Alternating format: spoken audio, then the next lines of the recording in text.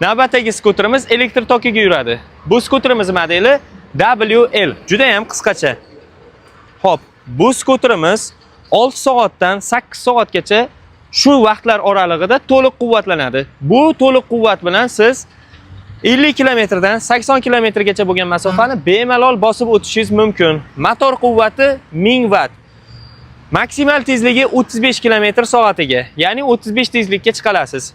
Bu skuterimizda hamma skuterlarda bo'lgandek, mana shunaqa 3 ta skorisi bor, parkovka tizimi bor, signali, hamma narsasi bor. Bu skuterimizni sotib olsangiz sizga bonusiga nimalar qo'lga kiritasiz? Shunisiga qiziqsangiz, men sizga hozir tushuntiraman. Kaskasi bor-a? Bu skuterimizda ham mana bunaqa masofadan boshqariladigan pultlari mavjud, ikkitadan. Xo'p. Bu yerda mana kaskasi bor, o'zi ochiq turgan ekan.